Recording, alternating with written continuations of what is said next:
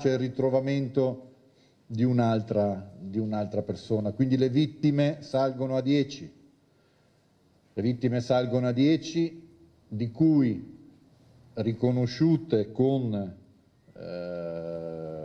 identificazione sono 6, le 4 italiane e le 2 di nazionalità ceca. Il numero delle persone reclamate rimane a 5.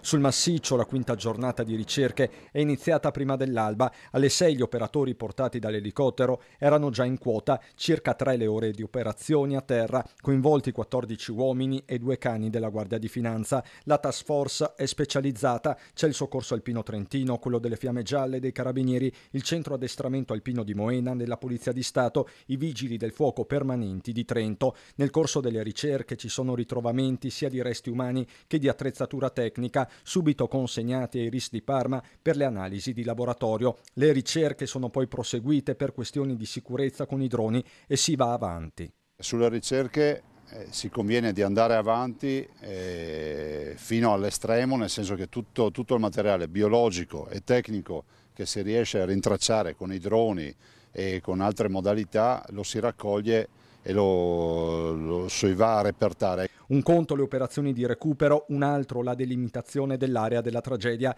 La strategia tra Veneto e Trento sarà comune. Stiamo elaborando un provvedimento assieme di chiusura in salvaguardia di tutta quell'area, dell'area ovviamente che è stata teatro della tragedia, e auspichiamo che a livello nazionale poi si attivi questo tavolo per un'eventuale riflessione con eventuali regole, ma lo dico fra virgolette in maniera in punta di piedi, che comunque dovranno essere elaborate dai tecnici.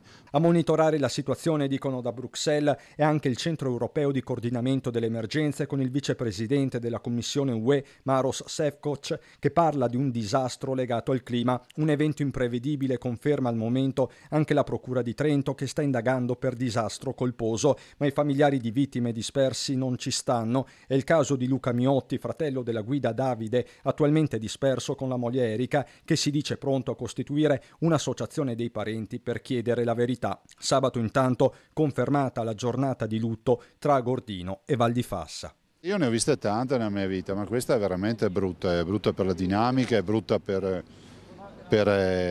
come hanno perso la vita queste persone, è brutta per tutta una serie di dinamiche. Se poi penso che i potenziali vittime venete sono veramente la stragrande maggioranza, questo ti inquieta ancora di più.